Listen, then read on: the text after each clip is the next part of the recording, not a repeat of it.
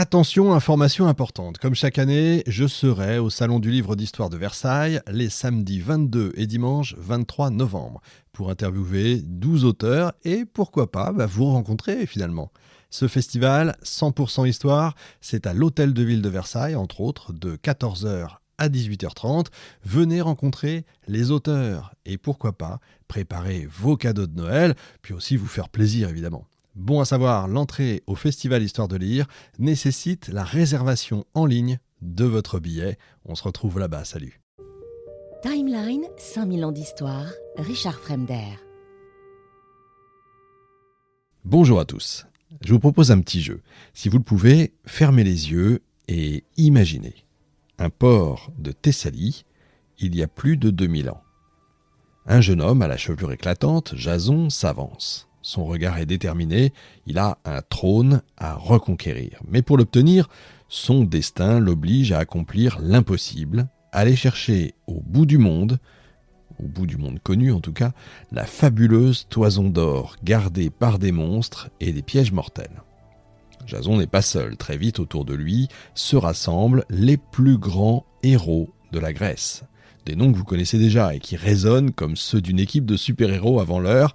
Héraclès, le plus fort des hommes, Orphée, dont la musique envoûte même les pierres, Castor et Pollux, les jumeaux inséparables, Pélée, futur père d'Achille, Laërté, futur père d'Ulysse, et même Atalante, la redoutable chasseresse, plus rapide qu'aucun homme à la course. Et à eux tous, ils embarquent sur un navire unique, l'Argo, dont la proue magique parle et prédit l'avenir. Alors ensemble, ils forment les Argonautes, les marins d'Argo, un équipage hors du commun, uni par le courage et la soif d'aventure. Alors leur voyage, je vous le dis tout de suite, ça va pas être une croisière. À chaque étape, c'est une nouvelle épreuve, des femmes qui ont massacré tous les hommes de leur île, un ami englouti par l'amour d'une nymphe, des rochers mouvants qui broient les navires, des taureaux cracheurs de flammes, des guerriers surgis de la terre, des sirènes dont le chant ensorcelle, et même un dragon, forcément monstrueux, qui ne dort jamais. Sans oublier les dieux, des dieux capricieux, toujours prêts à tendre un piège ou à manipuler les cœurs. Et pourtant, ces héros avancent ensemble, mus par un même rêve, conquérir l'impossible. Parce que la toison d'or n'est pas qu'un trophée, elle est la promesse de la gloire, de la légitimité et du pouvoir. Alors, embarquons ensemble pour cette odyssée plus ancienne que celle d'Ulysse, cette histoire fabuleuse qui réunit l'action, la magie, l'amour, la trahison et la vengeance. Pendant 1 heure, vous allez découvrir comment la Grèce antique a inventé, bien avant les comics, sa propre bande de super-héros. Dans 5000 ans d'histoire, les Argonautes, premiers Avengers. La quête de la toison d'or, c'est le titre d'un très très long poème, très populaire à l'époque grecque classique, composé par un poète du IIIe siècle avant notre ère, Apollonios de Rhodes. Il relate les aventures du héros Jason, donc parti à la recherche de la fabuleuse toison d'or. Apollonios rapporte toute l'histoire de cette expédition, hormis l'épisode entre Jason et Pélias, qui fait l'objet de l'une des odes les plus célèbres de Pindare, écrite dans la première moitié du Ve siècle. Le poème d'Apollonios prend fin sur le retour des héros en Grèce. Euripide, poète tragique du Ve siècle, s'intéresse dans ce qui est l'une de ses meilleures œuvres à la vengeance et à la trahison de Jason. L'histoire de la toison d'or est donc le premier récit d'une expédition maritime en Europe, censé précéder d'une génération le voyage d'Ulysse. Évidemment, il s'agit d'un voyage par mer parce qu'à cette époque, les rivières, les lacs et les mers sont les seules voies de communication praticables. Il n'existe pas encore de route pavée ou empierrée. Tout commence, comme c'est souvent le cas dans la mythologie grecque, par l'une des nombreuses aventures amoureuses du roi des dieux.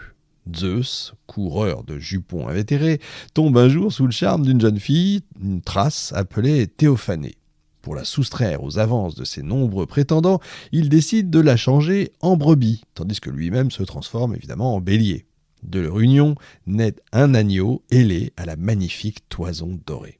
Et peu de temps après, un roi grec, Athamas, se lasse de son épouse, la douce Néphélée. il décide de la répudier et d'épouser en secondes noces la princesse Ino, fille du glorieux Cadmos, le roi fondateur de Thèbes. J'espère que vous suivez. Elle donne un fils à Athamas. Néphélé craint que la nouvelle reine cherche à assassiner ses deux enfants, surtout son fils. Son fils, c'est Phrixos, pour que ce soit son propre fils à elle qui hérite du trône. Ces craintes se révèlent hélas fondées. Ino est issue d'une noble famille. Elle est la fille de Cadmos, l'excellent roi de Thèbes.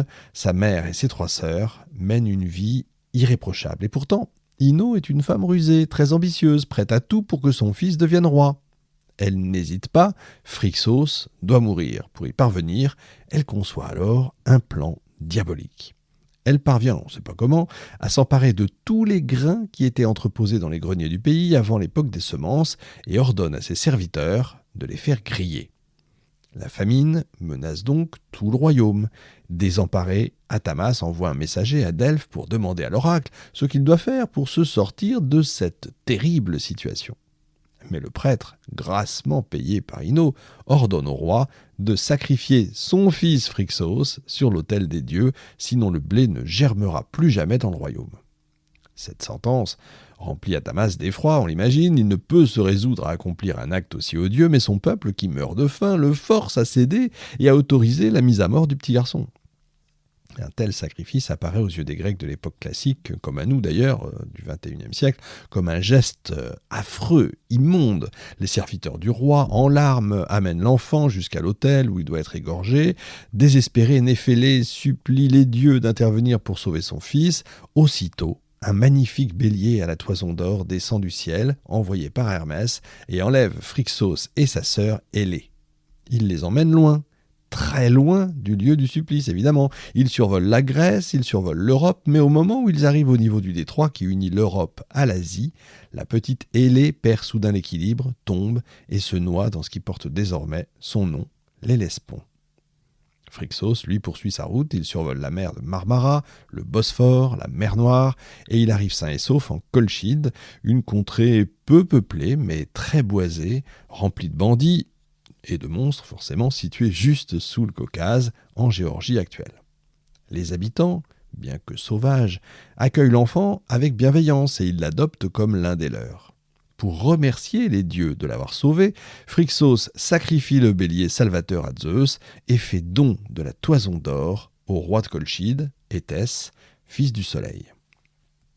Phrixos grandit à la cour d'Éthès et, devenu homme, le roi lui donne sa fille en mariage. On ne sait rien du reste de sa vie, mais elle semble être malheureusement brève puisqu'il meurt soudainement alors qu'Éthès est toujours roi de Colchide. En Grèce, pendant ce temps-là, les choses se bousculent. L'oncle de Phrixos, Ésone, roi d'Iolcos, en Thessalie, est renversé par son neveu Pélias. Sa mère parvient à mettre son plus jeune fils, Jason, encore au berceau, en lieu sûr. Il grandit en secret, protégé par sa famille et les serviteurs fidèles de son père. Sa mère implore Héra, l'épouse de Zeus, d'apporter aide et protection à son jeune fils. Et la déesse ne fait pas la sourde oreille, et elle est bien décidée à aider Jason à reconquérir le trône qui lui est dû. De son côté, le méchant cousin Pélias se méfie de tout parce qu'un oracle l'avertit qu'il mourrait de la main d'un membre de sa famille. Et surtout, il doit se méfier d'un homme qui n'aurait qu'une seule sandale. Les années passent, Jason est maintenant un beau jeune homme, il part réclamer hardiment son royaume à Pélias, mais en cours de route, devinez ce qui se passe, il perd l'une de ses sandales, ce qui ne l'empêche pas de poursuivre son chemin. Quand il arrive à Iolcos, il entre sans hésiter dans la ville, tous les habitants se retournent pour admirer ce jeune étranger dont le vêtement met en valeur son teint et son corps d'athlète. Une peau de léopard flotte sur ses épaules et ses longs cheveux brillants retombent en ondulant sur son dos. Et il se dirige vers la place du marché, à l'heure où tout le monde vient faire ses emplettes. Personne ne le connaît, mais tous s'extasient devant sa beauté et sa noble allure. Des murmures alors se font entendre partout. Est-ce que c'est Apollon ? Est-ce le seigneur d'Aphrodite ? Il ne peut être l'un des fils audacieux de Poséidon, puisqu'ils sont tous morts. Et mis au courant de l'arrivée d'un étranger, forcément Pélias se précipite au marché, son regard se pose sur le jeune homme et, horreur, qu'est-ce qu'il voit ? Il n'a qu'une sandale. La terreur s'empare de lui, Mais il parvient quand même à se ressaisir, il interroge Jason. « Qui es-tu ? Quel pays est le tien ? Pas de mensonge, je te prie, dis-moi la vérité. » Et Jason ne cache rien. Il répond très courtoisement au roi. « Je suis revenu dans ma patrie pour y recouvrer l'ancien honneur de ma maison, et ce pays que Zeus avait donné à mon père et qui n'est plus justement gouverné. Je suis ton cousin, et l'on m'appelle Jason. Toi et moi devons suivre la loi et respecter le droit sans faire appel à l'épée ni aux flèches. Garde toutes les richesses que tu as prises, les troupeaux et le bétail au pelage fauve, et les champs, mais rends-moi le trône et le sceptre souverain, afin que nulle vile querelle ne s'élève entre nous à leur sujet. » Timeline, 5000 ans d'histoire, Richard Fremder.